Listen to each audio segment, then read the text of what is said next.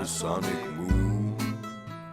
Plans were made by the bankers in the back room. Get the president out of the way and hire Stanley Kubrick. Under the Masonic moon.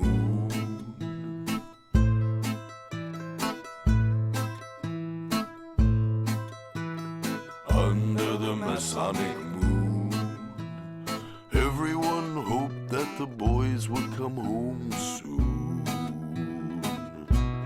One more day and they'll drop from the plane and splash into the ocean. Under the Masonic moon.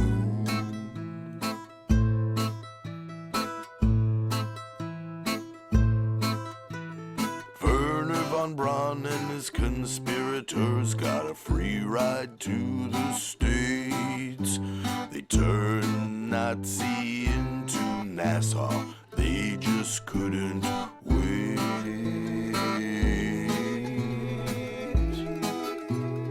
Under the Masonic moon.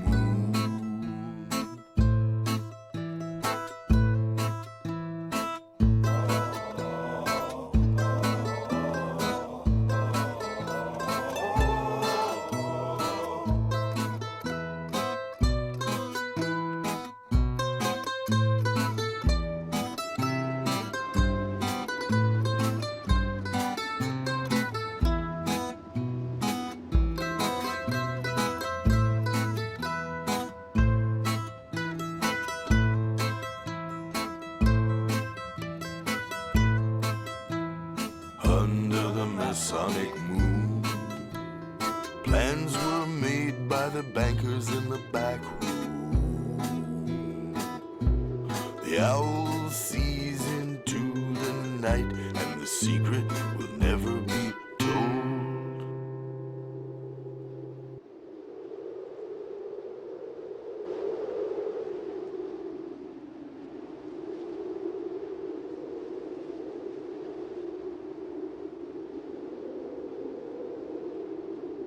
It all started for Stanley Kubrick in late 1963, right before the release of Dr. Strangelove.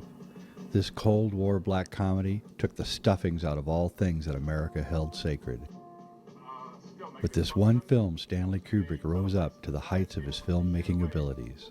And the Pentagon was not happy with Dr. Strangelove and its brutal portrayal of mad, murderous generals and the stumbling bumpkins running the U.S. war machine. In fact, the Pentagon turned Kubrick down when he asked for permission to shoot inside and outside of one of their B-52 bombers. One read of the script of Dr. Strangelove convinced them that this film was going to be dangerous and that Stanley Kubrick might be an agitator artist. The top brass all saw the finished film in early fall of 1963. It was as they expected. The film made fun of the Pentagon, their generals, and their various war plans. But there was something else that struck them about Stanley Kubrick's dark comedy, and that was the scenes both inside and outside the B-52s. Kubrick had pasted together what the interior of a B-52 looked like by taking many separate photos from military magazines and putting them together. The end result was an astonishingly close replica of the actual interior of a B-52. But it was the exterior shot of the B-52 that really excited the boys in the Pentagon. Quaint by today's high-tech special effects standards, Kubrick's exterior shots of the B-52s flying over Russia were absolutely stunning in 1964, especially on the big screen. It was sometime in the fall of 1963 or the winter of 1964 that they contacted Stanley Kubrick and offered him a deal that he could not refuse. It was a deal with the devil in a way, or at least that is how Stanley Kubrick came to view it. By an earnest study of Stanley Kubrick's life, his films, the history of his times, and the understanding of his symbolic system, I intend to show you that Stanley Kubrick was not only a great filmmaker, but that he was privy to the main secrets of an occult society that rules the earth. Mr. President, I would not rule out the chance to preserve a nucleus of human specimens. It would be quite easy. At the bottom of some of our deeper mine shafts. Radioactivity would never penetrate a mine some thousands of feet deep, and in a matter of weeks, sufficient improvements in dwelling space could easily be provided. How long would you have to stay down there? Well, that's, The Pentagon saw Dr. Strangelove, and they knew they had their guy. But for what? It was at that moment that everything would change for Kubrick. If he accepted their offer, he would get anything he wanted. If he declined, they might just get rid of him. In a sense, once the offer was made, Stanley had to take it. And so Stanley Kubrick accepted a deal with the devil, so to speak. It is with this deal and what it would do for Stanley's career that I would like to address in this film. Although what you are about to see may offend you, I ask that you stick with the idea I'm about to present all the way to the end. It may make you uncomfortable, but as Morpheus says in The Matrix, I didn't say it would be easy, I only said it would be the truth. Stanley Kubrick's Odyssey really began in late 1963. His own evolving story would also be our story. Kubrick would reveal much of the truth of our age over the rest of his life. Because of the deal he made, Kubrick was free to make films that would alter the way that we look at ourselves, our history, and our destiny. With this free meal ticket, Kubrick could have gone on to make journeyman films. Instead, he used the medium to reveal the darkest and the lightest aspects of the human condition. So what was the deal that he made in 1963 with the military? That deal was that Stanley Kubrick would film and fake the Apollo moon landings.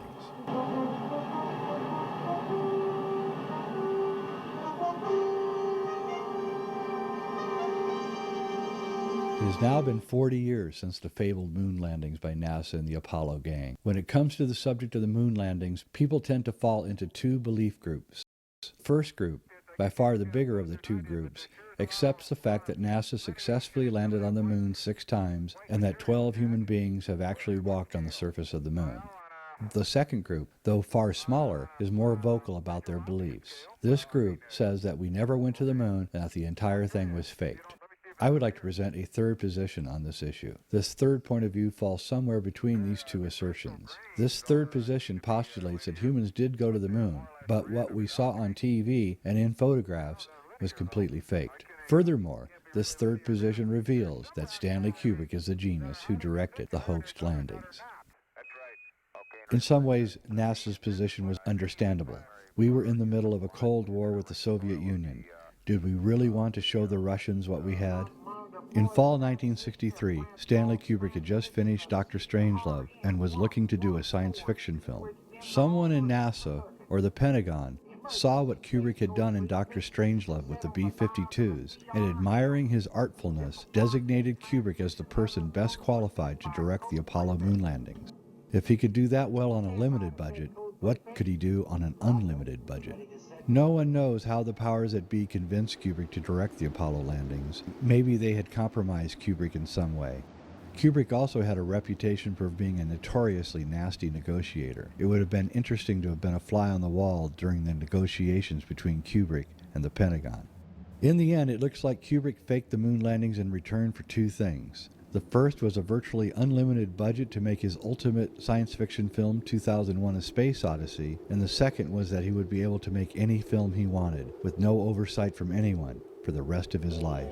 Except for his last film, Eyes Wide Shut, Kubrick got what he wanted. It is uncanny the way that the production of 2001: A Space Odyssey parallels the Apollo program. The film production started in 1964 and went on to the release of 2001: A Space Odyssey in 1968. Meanwhile, the Apollo program also began in 1964 and culminated with the first moon landings on July 20th, 1969. It is also very interesting to note that the scientist Frederick Ordway was working both for NASA and the Apollo program and was also Kubrick's top science advisor for 2001: A Space Odyssey. Once he had negotiated the deal, Stanley got to work. The most pressing problem for Kubrick in 1964 was to figure out how to make the shots on the ground, on the surface of the moon, look realistic. He had to make the scenes look wide open and expansive, like it was really done on the moon and not in some studio backlot. No one knows how many things he tried, but eventually Kubrick settled on doing the entire thing with a cinematic technique called front screen projection.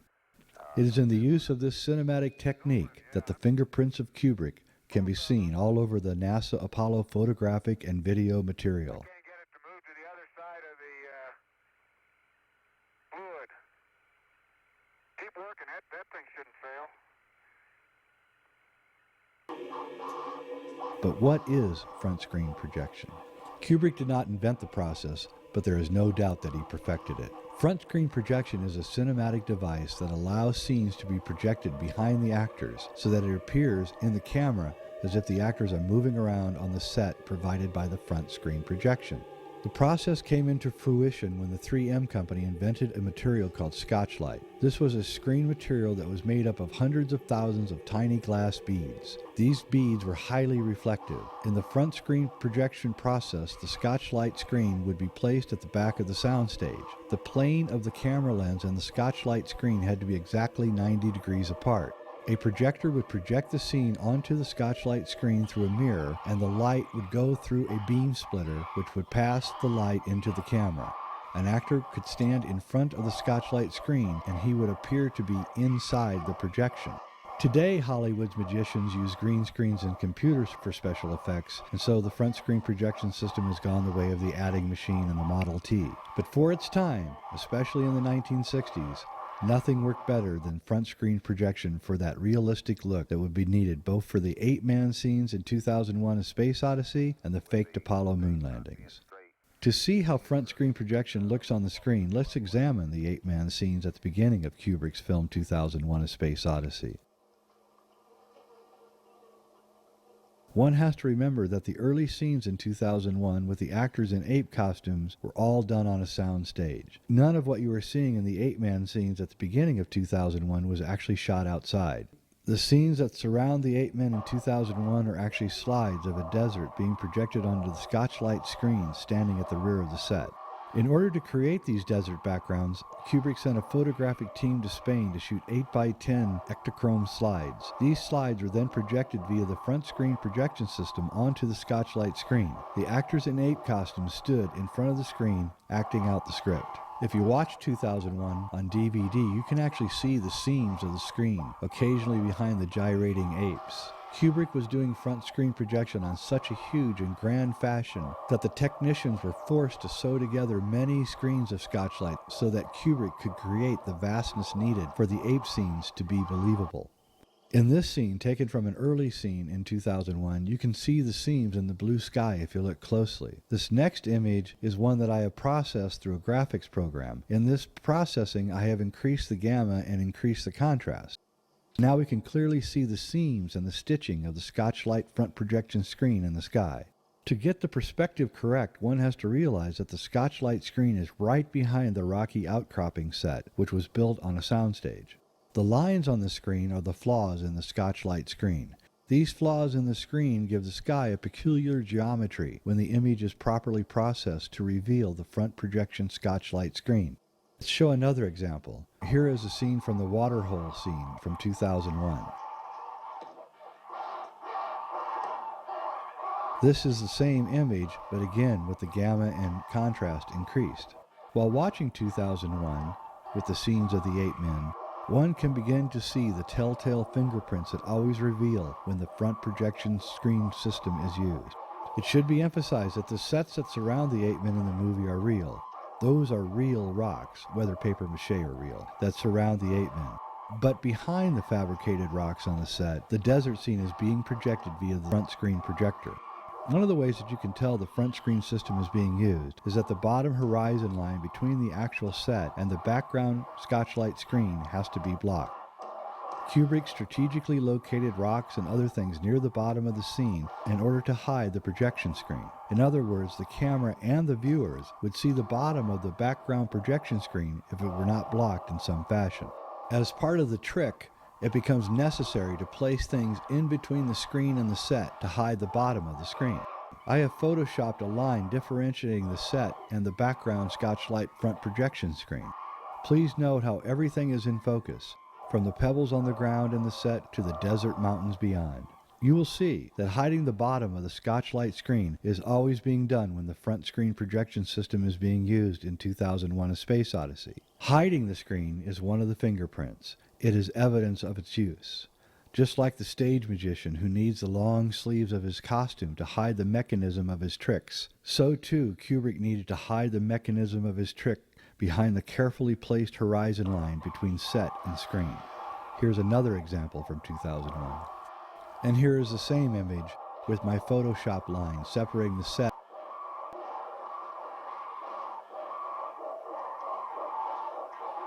As you will see before this film is finished, this same fingerprint, this same evidence is clearly seen in all of the NASA Apollo stills and video images. It is this fingerprint that reveals not only that NASA faked the Apollo missions, but how they faked them.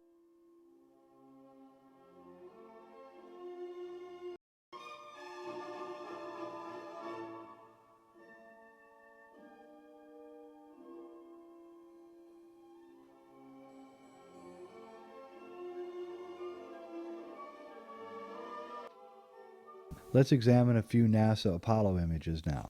This is a still from Apollo 17. This is also a great example of the front screen projection process. Again, I have photoshopped a line indicating the back of the set. One can see that there is a slight uprising behind the rover, which is hiding the bottom of the screen. Also notice that even though everything is in focus, from the lunar rover to the mountains in the background, there is a strange change in the landscape of the ground right behind my lines.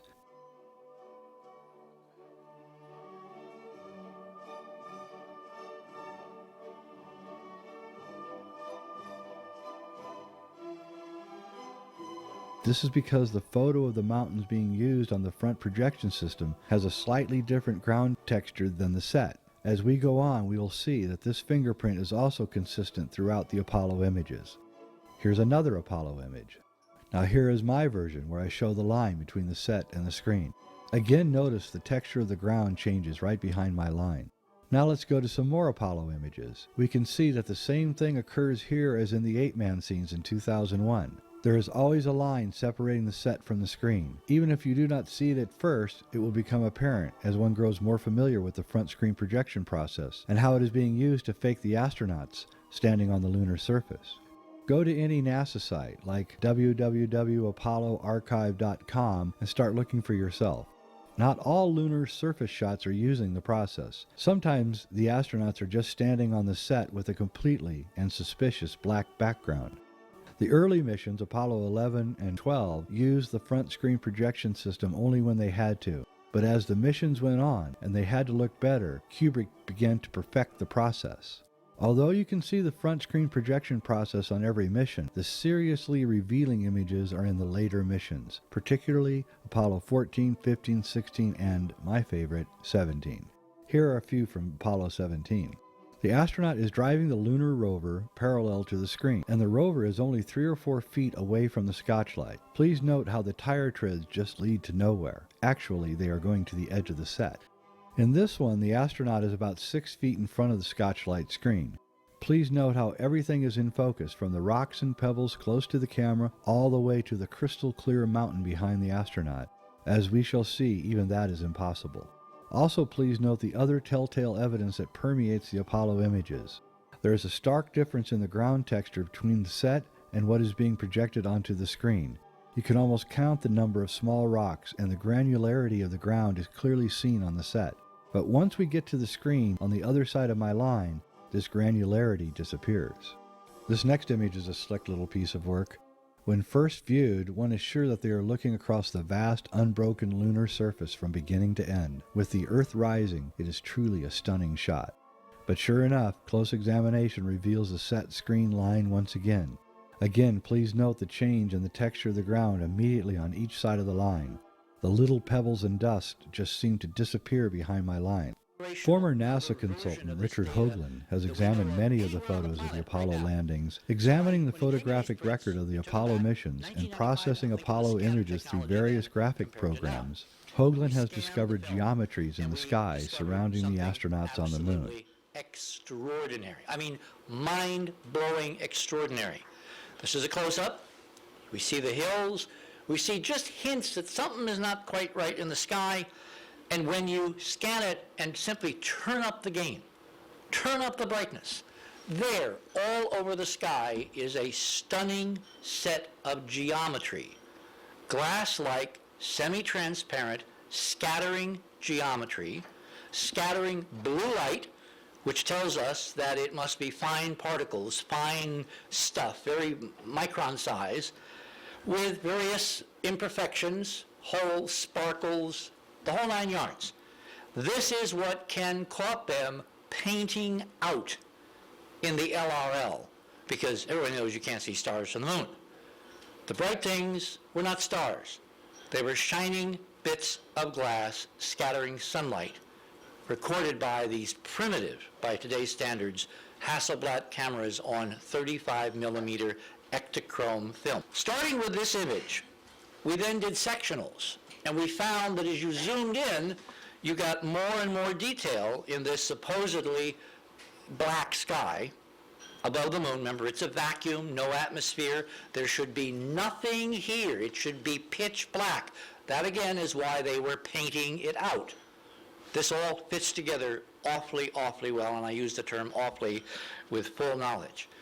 If you look carefully at this section, you'll see now that there is a stunning three-dimensional girder-like geometry, a scaffolding, rebar, a structural matrix standing above the moon, anchored to the surface by a set of slanted buttresses.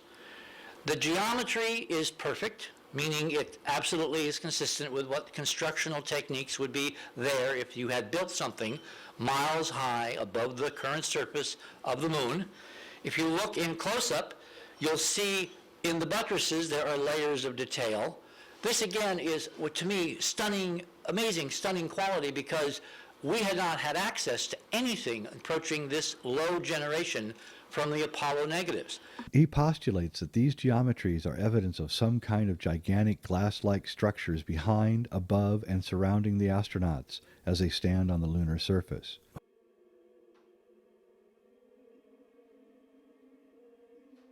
Hoagland even shows us that there are rainbow lights reflecting in the sky high above the astronauts.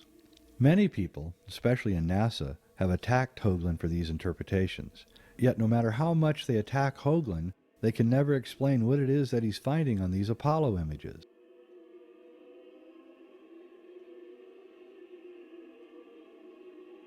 I, like Hoagland, believe that NASA has actually gone to the moon. I believe that moon rocks were taken from the surface of the moon. I believe that there is strong evidence of some kind of past intelligent activity on the surface of the moon. But I do not believe that standard rocket technology is what got mankind from the Earth to the surface of the moon. I'm not trying to debunk Hoagland's discoveries. All I'm trying to do with the following evidence is to show that the Apollo landings were a hoax, and that Stanley Kubrick, using the front screen projection system, directed them. Again, I want to make sure that I'm understood here. I'm not saying that there are not strange structures on the moon. What I'm saying is that the structures and geometries that Richard Hoagland is seeing in the photographs taken on the lunar surface are not what he thinks they are. He believes that these images are proof that NASA is hiding evidence of alien cities. This is a processed photograph of astronaut Ed Mitchell on the surface of the moon, taken during the Apollo 14 mission. Of course, all the stuff in the sky, as seen in this processed Apollo image from Hoagland, is impossible if it was taken on the lunar surface. There is no atmosphere on the moon. Therefore, there can be nothing in the sky. Yet when Hoagland processed much of the Apollo lunar surface imagery, he discovered over and over again all of this crud in the sky above the astronauts. No one in NASA even attempts to answer Hoagland or anyone else about the strange stuff that he and others is finding in the skies above the astronauts. Richard Hoagland theorizes that this is photographic evidence of huge abandoned glass cities on the surface of the moon. He says that what we are seeing in these processed images is huge glass towers that only show up on the images after they've been processed through the graphics software. Hoagland has taken an image on the left and processed it in a manner very similar to how I processed the images from 2001: A Space Odyssey. By increasing the gamma and the contrast of the image, he arrived at the picture on the right.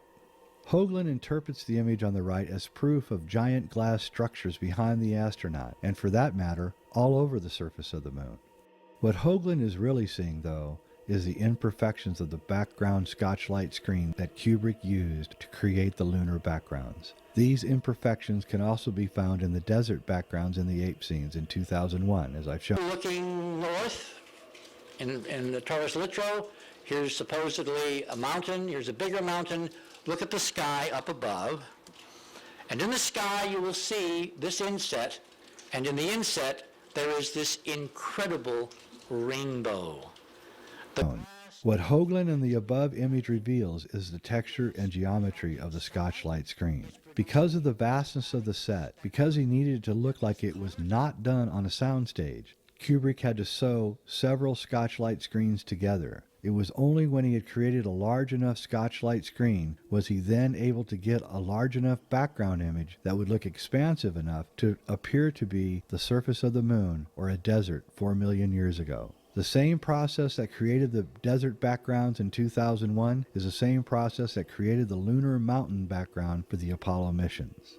This is a picture from Hoagland's research. This processed image reveals a rainbow-like reflecting light high in the sky above the astronauts on the moon. Hoagland theorizes that this is light reflecting off one of the giant glass towers standing right behind the astronaut. What this really is a light reflecting off one of the tiny glass beads of the Scotch-Light screen. For some reason, that particular glass bead was slightly off from its 90-degree angle, and so it caught the projector light and reflected it back into the camera. Again, a scene from 2001.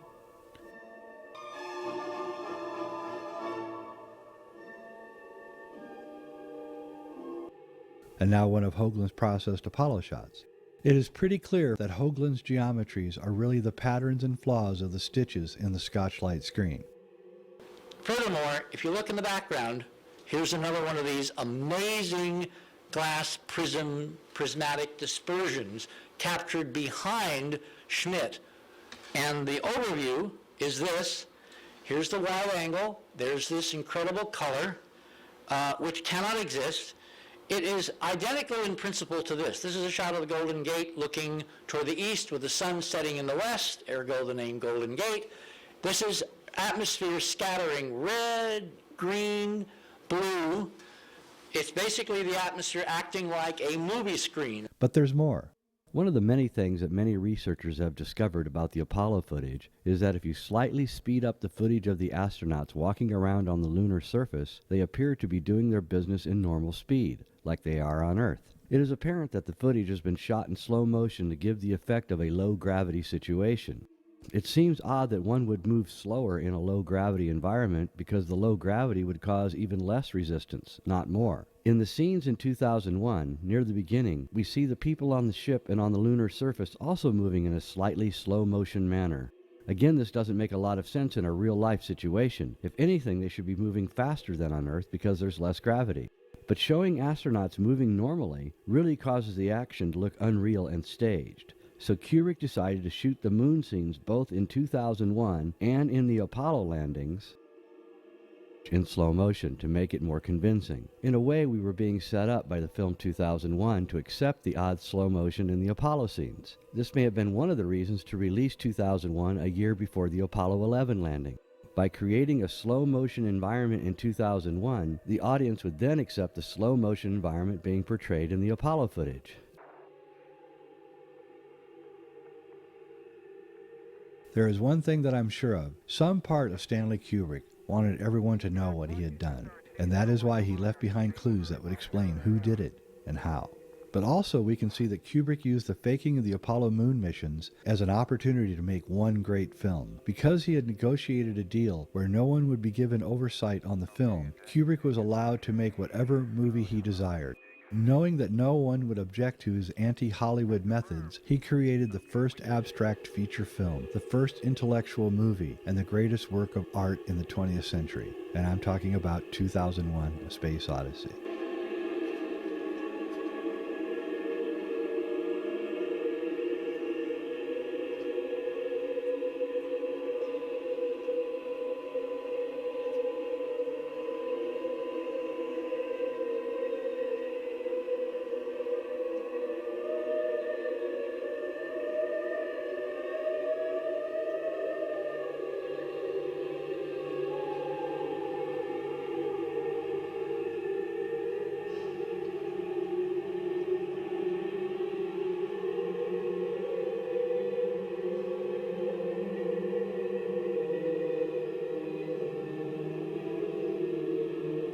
Outside of the front screen projection evidence, which I believe nails the fraud of the Apollo landings, there is other circumstantial evidence that forces the conclusion even more in the direction of Kubrick directing the entire Apollo missions.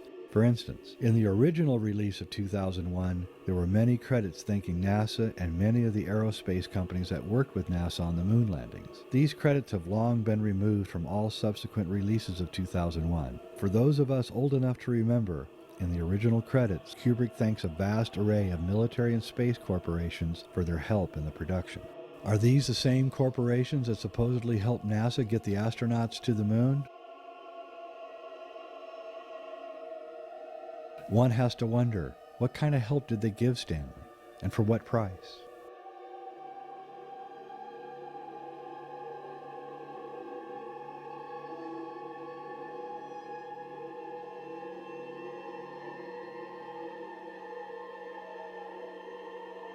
Film Wag the Dog, Dustin Hoffman plays a movie producer hired by the CIA to fake an event. His name in the movie is Stanley. In that movie, Stanley mysteriously dies after telling everyone that he wants to take credit for the event that he helped to fake. Stanley Kubrick died 4 days after showing Eyes Wide Shut to the executives at Warner Brothers. It is rumored that they were very upset concerning the film. They wanted Kubrick to re-edit the film, but he refused. I personally was in France when Kubrick died and saw on French television outtakes from several scenes that were never in the finished film. And finally, Eyes Wide Shut was released on July 16, 1999. Stanley Kubrick insisted in his contract that this be the date of the release. July 16, 1999 is exactly 30 years to the day that Apollo 11 was launched.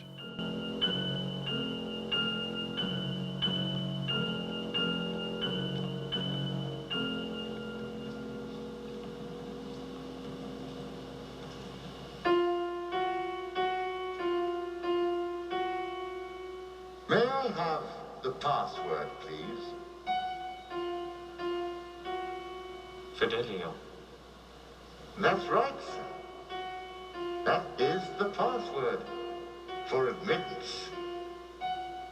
But may I ask, what is the password for the house?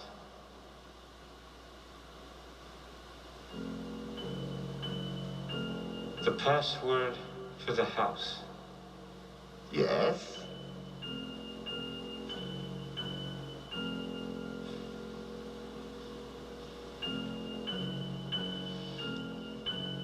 I'm sorry, Kubrick faking the Apollo moon landing for NASA is really outrageous, and surely someone would have talked, someone would have said something. You would think that Kubrick would have told somebody something. And of course, we know he never did. Or did he? And that's where I'm going to go next, because I'm going to show you that in fact Kubrick made a film which described the ordeal of faking the Apollo moon landing. Because overtly explaining that he was involved in the faking of the Apollo moon landings would probably cost him his life, Stanley chose a vehicle to describe what he went through to fake the Apollo moon landings. And I'm about to show you that that vehicle was the film The Shining.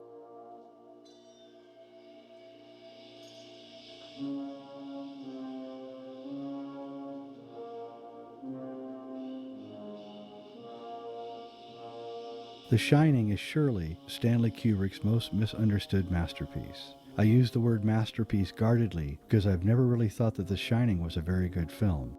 At the time, in 1980, when I first saw it, I didn't like it at all. The way that Kubrick threw out so much of Stephen King's great source material and replaced it with a lot of things that just didn't seem to make any sense really bothered me. Hopefully, before I'm finished here, you will see that it is only when Kubrick dramatically alters the script from Stephen King's novel that we can begin to understand what Stanley Kubrick is trying to tell us in his version of The Shining. It should be understood from the beginning that The Shining is Stanley Kubrick's most personal film, outside of possibly Eyes Wide Shut. Before we are done here, it will be easy to see that Stanley Kubrick was only using Stephen King's novel as a launching pad, excuse the pun, to be able to tell us a completely different story under the guise of making a film based on a best-selling novel. He did this for a very important reason, mainly to save his life. But let's not get too far ahead of ourselves. In fact, Let's start at the beginning. There are two main characters in the film, Jack Torrance, played by Jack Nicholson, and his son Danny, played by Danny Lloyd. It is important to understand here that Jack and Danny are two aspects of Stanley Kubrick himself. Jack is the practical, pragmatic guy who wants to be a great artist, and he's apparently willing to do anything to accomplish his goal of being an artist, a writer in this case. Jack, like Stanley, has black hair, he is idiosyncratic, and he even smokes the same cigarettes as Stanley, Marlboro. Danny is the other side of the great director. He is the childlike Kubrick. It is Danny who is the real artist. The Danny side of Kubrick is psychic, youthful, and sees things that no one else sees. Danny has a tendency to tell people things that should have been kept quiet. The opening of the film takes place with us witnessing Stanley's pragmatic side, Jack, cutting a deal with the manager of the Overlook Hotel. The deal between Jack and the manager of the Overlook is that Jack can write, that is, create, all that he wants as long as he takes care of the Overlook. One other important point is that the manager of the Overlook tells Jack that the previous caretaker went crazy from the stress of the job and killed his wife and two girls. The manager of the Overlook Hotel, played by Barry Nelson, is wearing red, white, and blue. Jack's wife Wendy, played by Shelley Duvall, and his son Danny also wear red, white, and blue for almost the entire first hour of the film. Yeah, I guess so. What about Tony? He's looking forward to the hotel, I bet. It's a torch. Now, come on, Tony. Don't be silly. I don't want to go there, Mrs. Torrance. Well, how come you don't want to go? I just don't.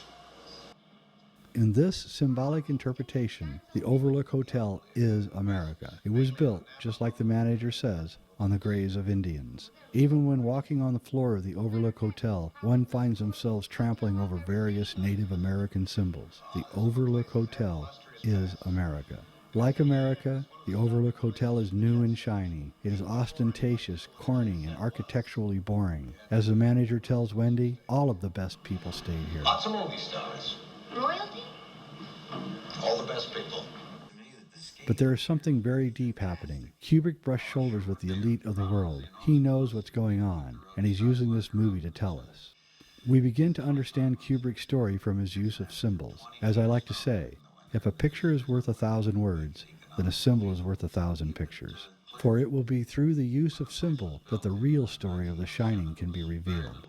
Barry Nelson, who plays the manager of the Overlook, while interviewing Jack, has an American eagle right behind his head. It is as if the eagle is the power behind the manager. Not only is the eagle the symbol of America, but it should be noted that the lunar lander of the Apollo 11 mission was called the Eagle. To the manager's left on the desk is an American flag.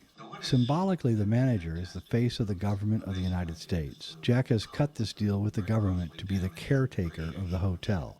It should be noted that Barry Nelson is wearing a toupee, which makes him look suspiciously like John F. Kennedy. The manager tells Jack that his main job is to prevent the Overlook Hotel, that is America, from appearing like it is decaying. The manager reiterates that this is Jack's primary responsibility. Physically, it's not a very demanding job.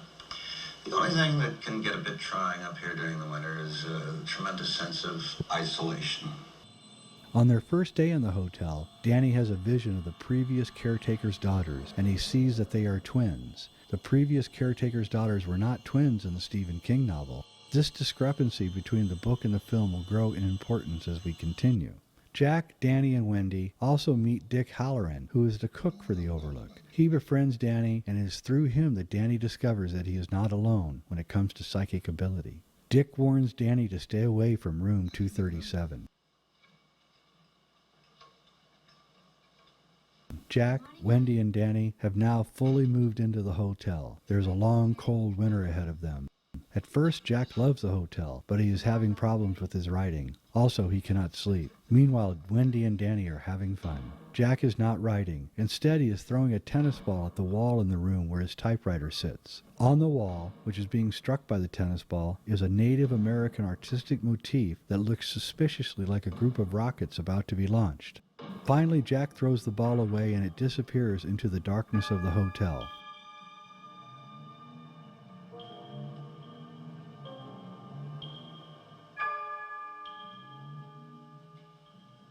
Jack walks over and looks down at the model of the maze which sits outside the hotel. He sees Wendy and Danny caught in the middle of the maze, totally unaware of the nature of the deal that he has cut with the Overlook.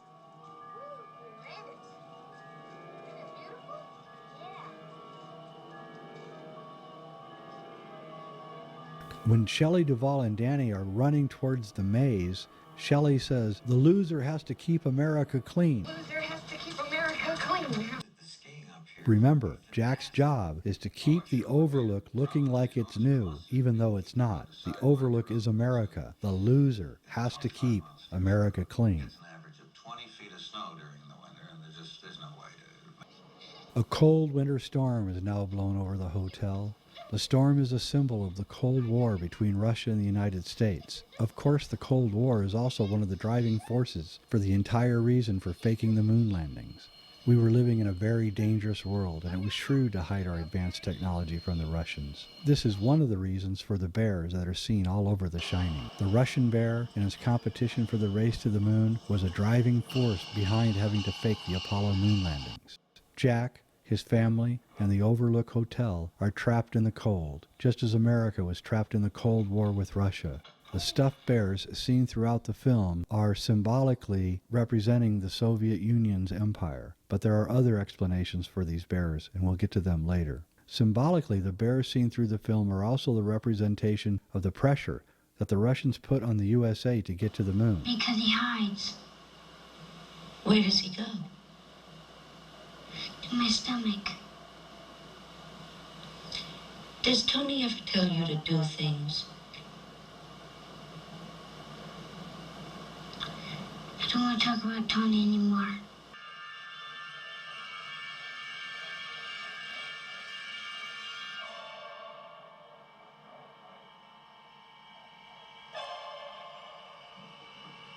Danny is racing his tricycle down the hallways of the Overlook.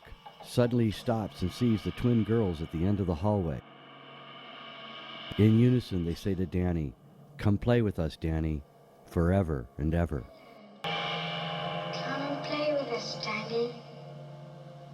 Forever and ever and ever.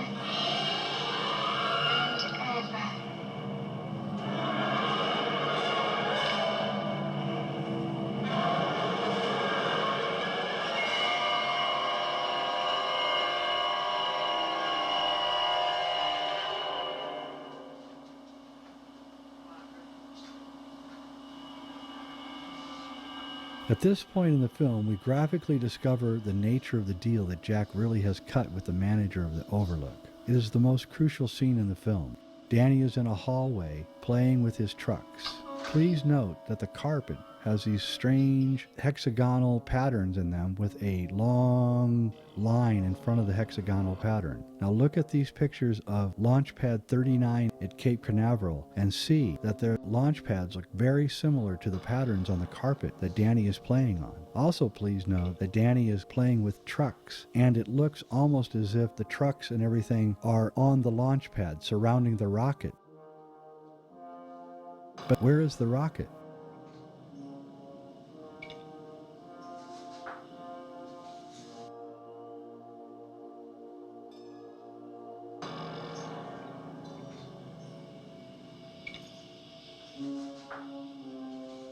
Suddenly out of nowhere, the Overlook Hotel rolls the tennis ball from nowhere, the tennis ball that Jack lost earlier.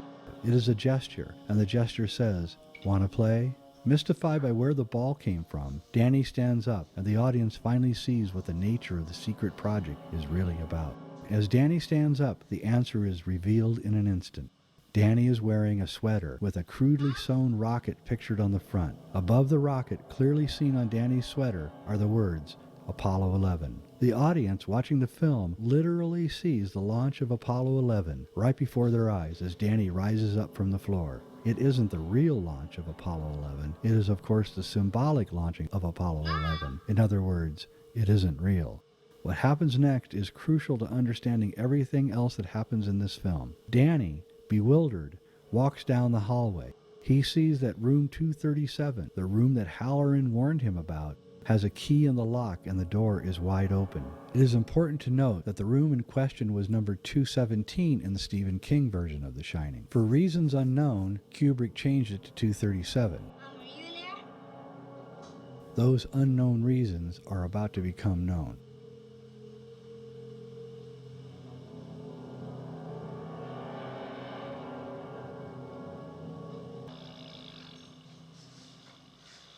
Danny is literally carrying a symbolic Apollo 11 on his body via the sweater to the moon as he walks over to room 237. Why do I think this? Because the average distance from the Earth to the moon is 237,000 miles. Now, some people may argue with this and say that it's actually 238,000 miles and change. The moon is in a slightly elliptical orbit, which means sometimes the moon is much further away from the Earth than in other times. If you do the math and you figure it out, you can see that the true distance that the moon is from the Earth is 237,000 miles. Even more important to this argument, at the time that Kubrick faked the Apollo moon landings, it was common knowledge in the textbooks and the scientific work that the moon was 237,000 miles away from the Earth. This is the figure that Stanley was working with, and that is why he changed the room from 217 to 237. The real truth is that this movie is really about the deal that Stanley Kubrick made with the manager of the Overlook Hotel, America. This deal was to get Stanley to recreate, in other words, to fake the Apollo moon landings. Danny represents the artistic side of Kubrick. Because of the complexity of the artistic realization of the manner in which the lunar landings needed to appear, Kubrick needed to trust his artistic side. Room 237 represents the fake lunar set that Stanley had to create to make the lunar landings appear factual. But really, on this set and in this room, nothing is real. As the film will soon reveal, Room 237 has to be lied about. It cannot be understood at all, ever. Nothing real ever happens in Room 237. When Danny opens up the door to room 237, we see the tag attached to the key. And if you just look at the capital letters on the tag, you can see that it says room, R-O-O-M, and then N, and there's a small O. If we discard the small O, we're left with R-O-O-M and N. You can actually get two words out of it. And those two words are moon room. So here we have the tag attached to the key. It's in the door in room 237, and the letters on the tag come out to say moon room. Is this what Stanley called the lunar set?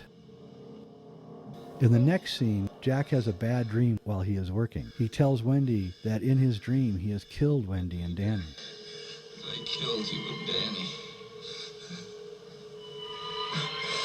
But I didn't just kill you. I cut you up into little pieces. Oh, my God. I must be... Meanwhile, Danny enters the scene, and it is obvious that some mysterious force has physically hurt Danny. This mysterious force has also torn his Apollo 11 sweater. Wendy, horrified, thinks that Jack did it. And in a way she is right, because Danny got hurt because of the deal that Jack cut. Frustrated, Jack goes to the bar located in the gold room. Obviously stressed, Jack whispers to no one that he would sell his soul for a drink. It is then that Jack meets the real manager of the Overlook Hotel. A mysterious man suddenly appears behind the bar. His name is Lloyd, and he is the bartender of the Overlook Hotel. Clearly, Stanley Kubrick shows Lloyd in a satanic light. Lloyd seduces Jack with a drink. Jack has sold his soul to the project, to being the caretaker of the Overlook. Jack and Lloyd's conversation is interrupted by Wendy's entrance. Lloyd and Jack's glass of scotch suddenly disappear. Wendy tells Jack that someone else is in the hotel. She tells him that Danny was hurt by someone who's inside room 237. Jack then goes to room 237, and he sees the manifestation of a young woman into an old woman. I believe this scene occurs because at first Kubrick thought that directing the Apollo 11 and later moon landings was going to be a sexy job. But once he started in on the project and had to deal with the minutiae of trying to fake the Apollo moon landings day after day, quickly the sexy woman turns into an old hag. So the Apollo moon landing started out as a sexy project for Stanley, but soon it turned into the equivalent of kissing an old lady. Because room 237 is symbolically the lunar set for Apollo 11, Jack has to lie to Wendy about what is going on in the room. He tells her that nothing is going on in room 237. It is apparent that Danny must have hurt himself. What about those bruises on his neck? Somebody did that to him.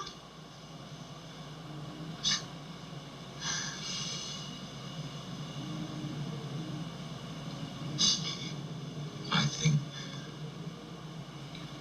he did it to himself.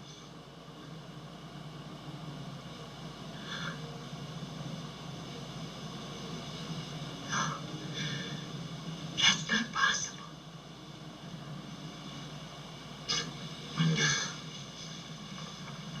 Once you rule out his version of what happened, there is no other explanation. Is there? Now that Jack has lied to his wife, he is able to see all of the spirits of the Overlook.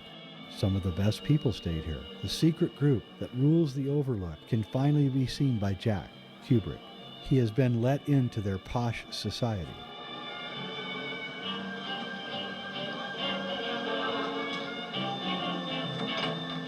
Hi, Lloyd. Been away, but now I'm back. Good evening, Mr. Torrance. It's good to see you. It's good to be back, Lloyd. What'll it be, sir? Hair of the dog that bit me. Bourbon on the rocks. That'll do it.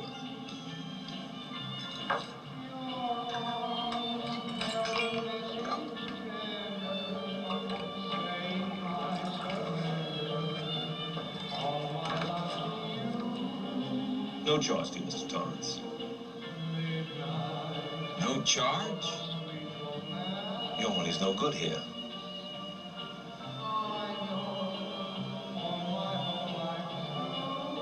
Orders from the house. Orders from the house. Drink up, Mr. Torrance.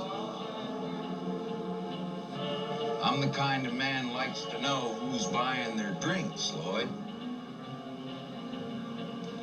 It's not a matter that concerns you, Mr. Torrance. At least not at this point.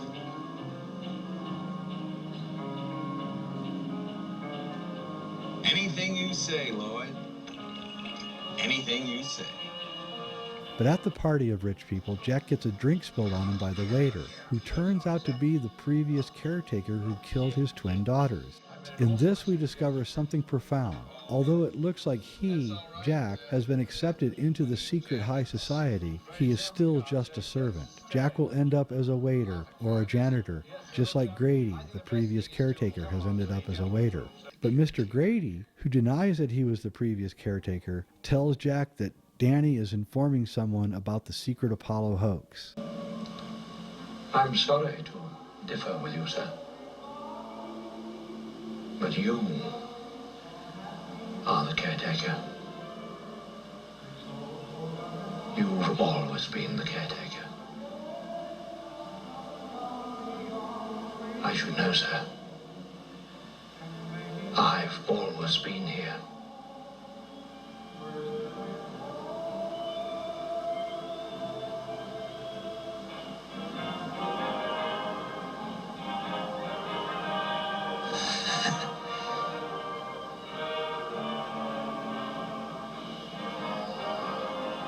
Did you know, Mr. Torrance, that your son is attempting to bring an outside party into this situation?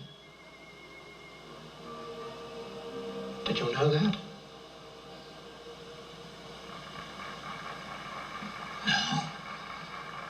After this, Jack begins to go to hell physically. He starts growing an unkempt beard and stops combing his hair.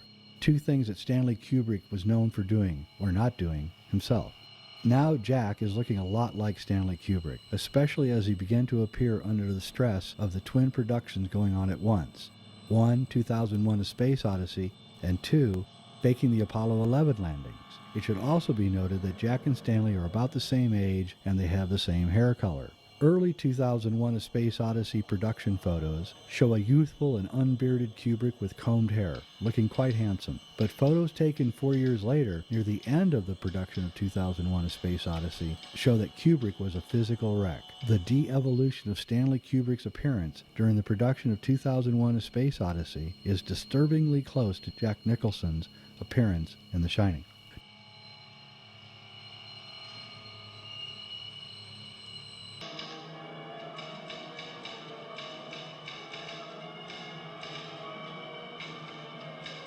Despite his disheveled appearance, Jack has started writing again. Wendy, who is really supposed to be Kubrick's wife Christiana, wants to read the book that Jack is working so furiously on. Jack angrily tears out the sheet of paper from his typewriter in order to prevent Wendy from seeing it. She asks to see what he is writing.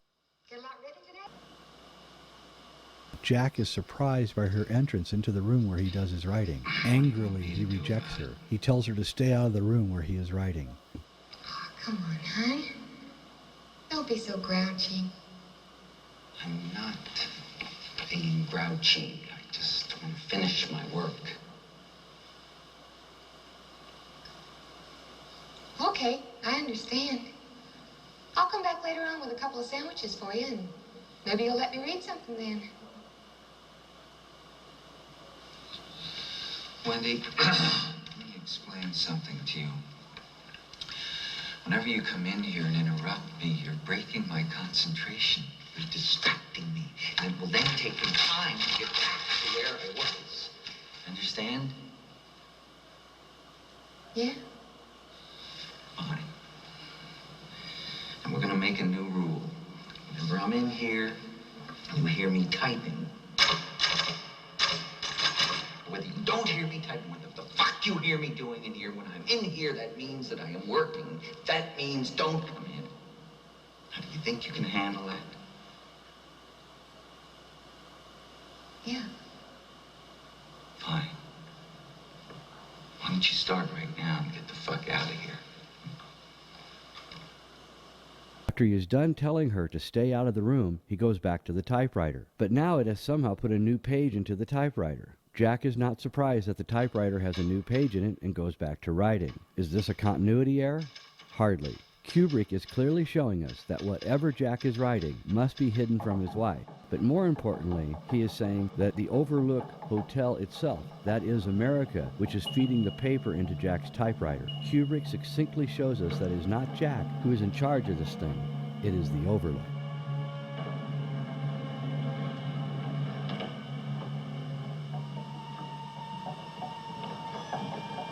It is clear that Wendy, Kubrick's wife, is not allowed to know anything about the project. But what is this book that Jack is writing? Wendy soon finds out what is in the book that Jack is working on. It is then that we get the clincher that proves that this point of view is the correct interpretation of Kubrick's The Shining. Wendy sneaks into Jack's writing room. Slowly, she begins to read the book that Jack has been working on. Now, this scene is totally original to the movie. It is not in the King novel. Although it is mildly terrifying, it's not that horrific. Yet it is the centerpiece of the film and arguably the scariest scene in the movie. Why? Because every single one of the hundreds of pages that Jack has been furiously writing is a variation of only one sentence. All work and no play makes Jack a dull boy. Incredibly, every page has this exact sentence and is written over and over. Truly, it is scary enough to think that Jack has been sitting there, day after day, writing the same sentence over and over. Wendy's face reveals her fear over this discovery. What does it all mean? May I humbly suggest that the word all in this repeated sentence actually stands for A11, that is Apollo 11. A11 work and no play makes Jack a dull boy.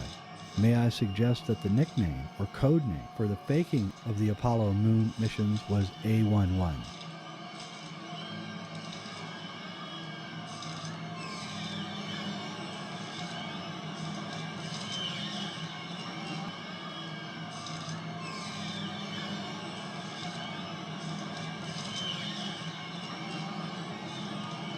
Accepting that this is true, we can see what Stanley is really telling us. Apollo 11 work and no play makes Jack, Kubrick, a dull boy. If you think that I'm stretching things here, I would like to point out the patch that NASA had created to symbolize the Apollo program. There are other A's in the film also. The Overlook Hotel has several A's built into its construction when viewed from the outside. Stanley has used these A's before. Here is the cover of A Clockwork Orange, with Alex menacingly coming out of the A with his all-seeing eye cufflink. It is clear that the evidence presented in the film that Kubrick's wife, Shelley Duvall, had discovered that he, Stanley Kubrick, had made a secret deal with the manager of the Overlook, i.e. with the rulers of the USA. Shelley Duvall, i.e. Christiana Kubrick, also discovered that what she thought was one thing actually turned out to be another. What Mrs. Kubrick discovered was that instead of making a science fiction film called 2001: A Space Odyssey, her husband was really working to create the fake Apollo moon landings. At this point, the film gets really interesting. Frightened by this revelation, Wendy wants Jack, Stanley, to quit the project. Jack, Stanley, angrily replies, "That is so typical of you. I've made an agreement. I have obligations to my employers." Jack looks at her and says, "Do you have any idea what would happen to my future if I failed to live up to my responsibility?" You concerned about me? Of course I am. Of course you are. Ever thought about my responsibilities? Oh, Dick, what are you talking about? Have you ever had a single moment's thought about my responsibilities? Have you ever thought for a single solitary moment about my responsibilities to my employers? Has it ever occurred to you that I have agreed to look after the Overlook Hotel until May the 1st? Does it matter to you at all that the owners have placed their complete confidence and trust in me, and that I have signed a letter of agreement, a contract, in which I have accepted that responsibility? Do you have the slightest idea what a moral and ethical principle is, do you? Has it ever occurred to you what would happen to my future if I were to fail to live up to my responsibilities? Has it ever occurred to you? Danny uses his gift of The Shining to contact Dick Halloran in Florida, which I might add is where Apollo 11 was launched. Dick laboriously travels from Florida to Colorado. Pardon me, miss. What time will we get to Denver? We're due to arrive at 8:20, sir. Thank you very much. In King's novel, Jack has a red Volkswagen, but Kubrick changed it to a yellow Volkswagen in the film. When Halloran is driving to the Overlook in the snowstorm, he sees a red Volkswagen completely wrecked by a semi-truck. This is a cold-hearted message directly from Stanley Kubrick to Stephen King, that his vehicle, the novel The Shining, has been wrecked by Kubrick and replaced with Kubrick's version. I really have to wonder what Stephen King thought of Kubrick's film when he saw this scene, especially since he was probably the only one in the world who understood Stanley's message. In another abrupt break with the novel, Jack Torrance kills Halloran as soon as he arrives at the Overlook. So much for Halloran's psychic abilities. While I think this scene is very disturbing, and I doubt if I can ever prove this, but I think Stanley Kubrick is telling us something very definite with this alteration to the King novel. I believe that the naive side of him, represented by Danny, told someone that he, Kubrick, was faking the Apollo moon landings. He may have even told this person that he was faking the lunar landings for NASA while appearing to produce the film 2001: A Space Odyssey. Halloran is the representation of the person that Kubrick mistakenly revealed this most secret of all information. When Halloran and Danny have a conversation about The Shining, Halloran warns Danny to stay away from room 237. He says, "You ain't got no business going to room 237, so just stay out." As Halloran is the only person to warn Danny, Stanley, about room 237, the moon landing stage, Stanley went to this mysterious confidant and told him that he was right. Stanley should have stayed away from room 237, the moon landing stage. Because of that, Halloran, or the person who Stanley told, had to die. The secret must remain safe. You're scared of room 237, ain't you?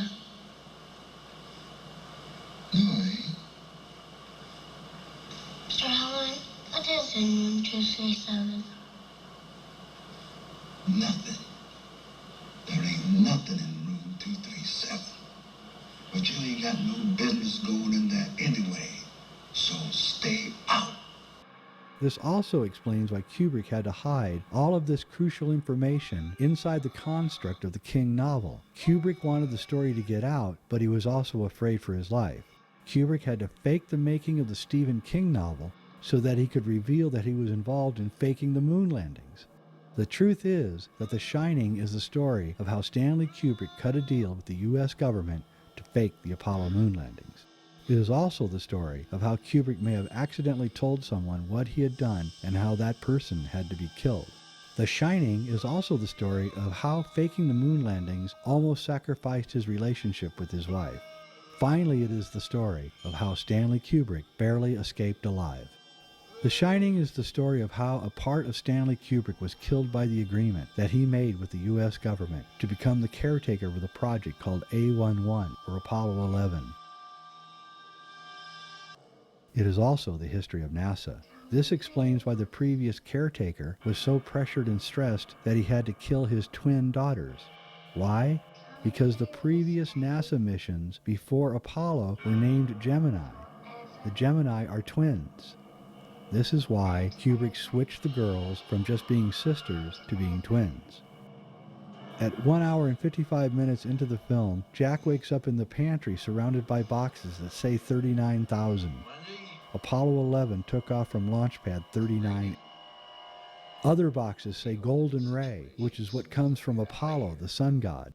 Finally, we see Tang, the drink that went to the moon with the astronauts.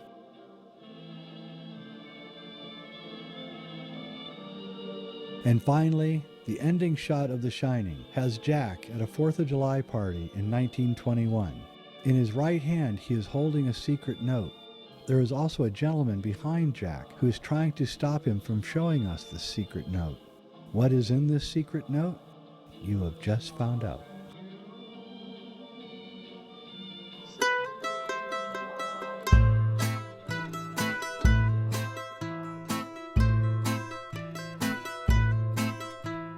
Under the Masonic moon, plans were made by the bankers in the back room. Get the president out of the way and hire Stanley Kubrick. Under the Masonic moon,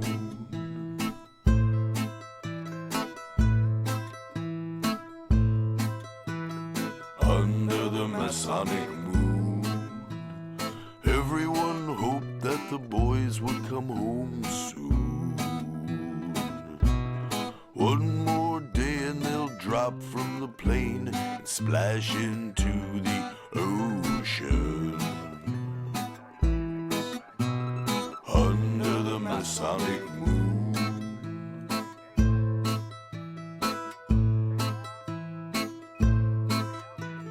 Werner von Braun and his conspirators got a free ride to the States. They turned Nazi into Nassau, they just couldn't wait.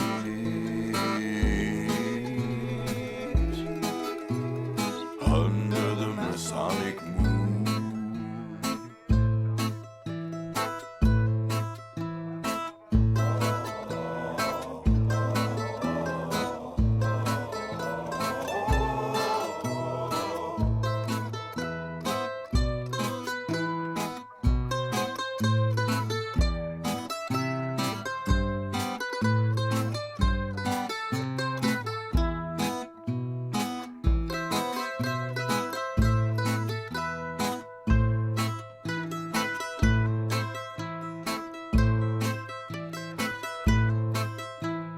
under the Masonic moon, plans were made by the bankers in the back room. The owl sees into the night, and the secret will never be